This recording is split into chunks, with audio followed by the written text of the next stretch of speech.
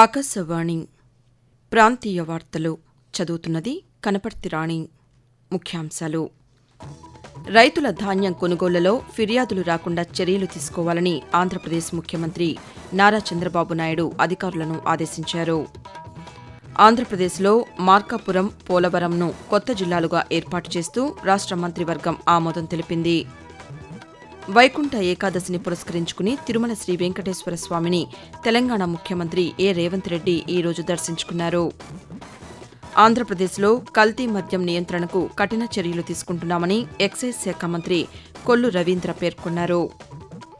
రాష్ట్రాన్ని క్రీడాంధ్రప్రదేశ్గా మార్చేందుకు ప్రభుత్వం చర్యలు తీసుకుంటోందని విజయవాడ పార్లమెంటు సభ్యులు కేశినేని శివనాథ్ తెలిపారు. వార్తల వివరాలు: ఆంధ్రప్రదేశ్లోని అన్ని దేవాలయాలు తిరుమల శ్రీవారి సేవకుల తరహా విధానాన్ని అవలంబించాలని ముఖ్యమంత్రి నారా చంద్రబాబు నాయుడు దేవాదాయ శాఖ అధికారులను ఆదేశించారు. అమరావతి సచివాలయంలోని ఆర్టీజీఎస్ నుంచి వివిధ శాఖలపై ముఖ్యమంత్రి నిన్న సమీక్ష నిర్వహించారు. రెవెన్యూ, వ్యవసాయం, వైద్యారోగ్యం, రవాణా, దేవాదాయ శాఖ సహా పలు శాఖల పనితీరుపై చర్చించారు. ఈ సందర్భంగా ముఖ్యమంత్రి మాట్లాడుతూ రాష్ట్రంలో ఉన్న అన్ని దేవాలయాల్లో స్థానికంగా వాలంటీర్లను నియమించుకోవాలని అన్నారు. దేవాలయాల్లో సేవలు చేసే వారిని గుర్తించి వారి సేవలను వినియోగించుకోవాలని సూచించారు. ప్రభుత్వ ఆసుపత్రుల్లో క్షేత్రస్థాయి పనితీరును ఎప్పటికప్పుడు సమీక్షించాలని అధికారులను ఆదేశించారు. ధాన్యం కొనుగోళ్లలో ఫిర్యాదులు రాకుండా చర్యలు తీసుకోవాలని తెలిపారు. రవాణా శాఖ రాష్ట్ర వ్యాప్తంగా ఆటోమేటెడ్ డ్రైవింగ్ శిక్షణా కేంద్రాలను ఏర్పాటు చేయాలని ముఖ్యమంత్రి అధికారులకు దిశానిర్దేశం చేశారు. ఆంధ్రప్రదేశ్లో మార్కాపురం, పోలవరంను కొత్త జిల్లాలుగా ఏర్పాటు చేస్తూ రాష్ట మంత్రివర్గం ఆమోదం తెలిపింది. ముఖ్యమంత్రి నారా చంద్రబాబు నాయుడు అధ్యక్షతన అమరావతిలోని రాష్ట సచివాలయంలో రాష్ట మంత్రివర్గం నిన్న సమావేశమైంది. సమావేశంలో తీసుకున్న నిర్ణయాలను మంత్రులు నాదెండ్ల మనోహర్, వై సత్యకుమార్ యాదవ్తో కలిసి రెవెన్యూ శాఖ మంత్రి అనగాని సత్యప్రసాద్ పాతికేయులకు వెల్లడించారు. అన్నమయ్య జిల్లాను కొనసాగిస్తూనే జిల్లా కేంద్రాన్ని రాయచోటి నుంచి మదనపల్లెకు మార్చే ప్రతిపాదనకు మంత్రివర్గం ఆమోదం తెలిపిందని పేర్కొన్నారు.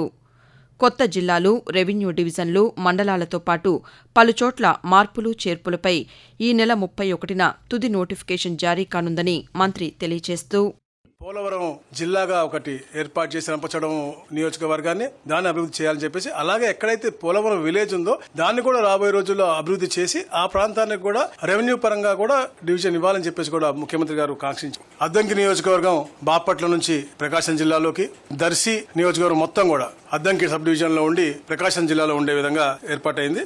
రాయచోటిని సింగిల్ గా ఒక నియోజకవర్గాన్ని డిస్ట్రిక్ట్ గా ఇవ్వలేము కాబట్టి అలాగే అన్నమయ్య జిల్లాగా ఉండి హెడ్ క్వార్టర్ ని మదనపల్లి మార్చడం జరుగుతా ఉంది. వైకుంఠ ఏకాదశి పర్వదినాన్ని ఉభయ తెలుగు రాష్ట్రాల ప్రజలు ఈరోజు భక్తి శ్రద్దలతో జరుపుకుంటున్నారు. ప్రతి ఏటా ధనుర్మాసం శుక్లపక్షంలో వచ్చే ఏకాదశినే వైకుంఠ ఏకాదశిగా జరుపుకుంటారు. వైకుంఠ ఏకాదశిని ముక్కోటి ఏకాదశిగా కూడా పిలుస్తారు. వైష్ణవాలయాలలో ఈరోజు ఉత్తర ద్వారంలో శ్రీమన్నారాయణుడిని దర్శించుకుంటే పుణ్యం లభిస్తుందని పురాణాలు పేర్కొంటున్నాయి. వైకుంఠ ఏకాదశి సందర్భంగా ఉభయ తెలుగు రాష్ట్రాల్లోని వైష్ణవాలయాలలో ప్రత్యేక పూజలు జరుగుతున్నాయి. వైకుంఠ ఏకాదశి పర్వదినాన్ని పురస్కరించుకుని తిరుమలలో శ్రీ వెంకటేశ్వర స్వామిని దర్శించుకునేందుకు తిరుమల తిరుపతి దేవస్థానం ప్రత్యేక ఏర్పాట్లు చేసింది. వైకుంఠ ఏకాదశిని పురస్కరించుకుని తిరుమల శ్రీ వెంకటేశ్వర స్వామిని తెలంగాణ ముఖ్యమంత్రి ఏ రేవంత్ రెడ్డి కుటుంబ సభ్యులతో కలిసి ఈరోజు దర్శించుకున్నారు. తిరుమలలో వైకుంఠ ద్వార దర్శనాలు ఈ తెల్లవారుజామున 1:30 నుంచి ప్రారంభమవగా ముఖ్యమంత్రి కుటుంబ సభ్యులతో కలిసి ఉత్తర ద్వారం గుండా స్వామివారిని దర్శించుకున్నారు. అంతకుముందు ఆలయానికి వచ్చిన ఆయనకు టీటీడీ చైర్మన్ బీఆర్ నాయుడు, అదనపు ఈవో వెంకయ్య చౌదరి స్వాగతం పలికారు. ఆంధ్రప్రదేశ్లో కల్తీ మద్యం నియంత్రణకు కఠిన చర్యలు తీసుకుంటున్నామని ఎక్సైజ్ శాఖ మంత్రి కొల్లు రవీంద్ర తెలిపారు. రాష్ట్రంలో మద్యం నియంత్రణకు తీసుకుంటున్న చర్యలపై నిన్న ఆయన మాట్లాడుతూ పారదర్శకంగా మద్యం విధానాన్ని అమలు చేస్తున్నామని చెప్పారు. ఇందుకోసం ఎక్సైజ్ సురక్ష యాప్ను అందుబాటులోకి తీసుకువచ్చామని మంత్రి పేర్కొంటూ, దాదాపు 13 రకాలైనటువంటి టెస్టులు 4 ప్రాంతాల్లో ఈఎన్ఏ దగ్గర నుంచి డిస్టిలేషన్ అయిన తర్వాత, బ్రాండ్ వచ్చిన తర్వాత మరి నిరంతరం షాప్స్ నుంచి కూడా శాంపిల్స్ తెప్పించి ఎప్పటికప్పుడు దాని మీద చెక్స్ పెడుతున్నాం. అలాగే యాప్ కూడా తీసుకొచ్చాం, ఎక్సైజ్ సురక్ష యాప్ తీసుకొచ్చాం. దానివల్ల ఏ బాటిల్ ఎక్కడ స్కాన్ అవుతుందో క్లియర్ గా ఎక్కడి నుంచి మ్యానుఫ్యాక్చరింగ్ అన్ని కూడా డీటెయిల్ గా చాలా ట్రాన్స్పరెంట్ గా తీసుకొచ్చాం. ఆకాశవాణి ప్రాంతీయ వార్తలు వింటున్నారు.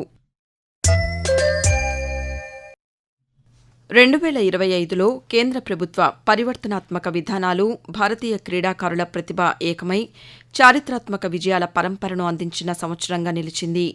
ఈ ఏడాది కాలంలో క్రీడారంగంలో భారతదేశం సాధించిన పురోగతి గురించి ఆకాశవాణి అందిస్తున్న కథనం. క్రీడారంగంపై నిబద్దతను ప్రతిబింబిస్తూ నరేంద్ర మోదీ ప్రభుత్వం 2025-26 ఆర్థిక సంవత్సరానికి క్రీడాశాఖకు రికార్డు స్థాయిలో 3,794 కోట్ల రూపాయల నిధులను కేటాయించింది. 2 దశాబ్దాల నాటి జాతీయ క్రీడా విధానం 2001 స్థానంలో జాతీయ క్రీడా విధానం ఎన్ఎస్పీ 2025ను జులైలో కేంద్ర మంత్రివర్గం ఆమోదించింది. ఈ సంస్కరణలకు తోడుగా జులైలో ప్రారంభించిన ఖేలో భారత్ నీతి 2025 భారతదేశ క్రీడారంగంలో ఒక నూతన మార్పును తీసుకువచ్చింది.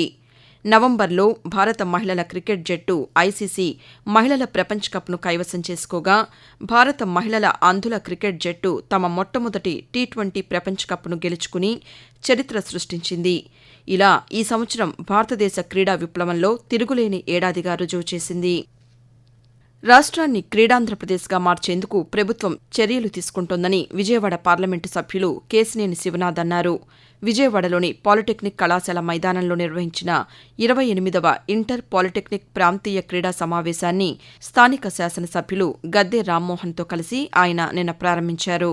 ఈ సందర్భంగా కేశినేని శివనాథ్ మాట్లాడుతూ విద్యార్థులు చదువులతో పాటు క్రీడలకు ప్రాధాన్యమివ్వాలని అన్నారు. వారిలో క్రీడా స్ఫూర్తిని నింపేందుకు స్పోర్ట్స్ మీట్ వంటి కార్యక్రమాలు దోహదపడతాయని ఆయన తెలియజేస్తూ ఇవాళ క్రీడల్లో పోటీతత్వం ఏ విధంగా నెలకొందో రేపు రాబోయే కాలంలో వారి చదువుల్లో కూడా ఒక స్పోర్ట్స్ మెన్కి ఒక పోటీతత్వం ఉంటుంది. అదేవిధంగా డెవలప్ చేయడానికి గౌరవ ముఖ్యమంత్రి వర్యులు క్రీడా ఆంధ్రప్రదేశ్ చేయాలనే కోరికతో ఉన్నారు. నిన్న కూడా చూసాం, నేషనల్ బ్యాడ్మింటన్ ఛాంపియన్షిప్లో కూడా ఆంధ్ర వ్యక్తులు గెలవడం జరిగింది.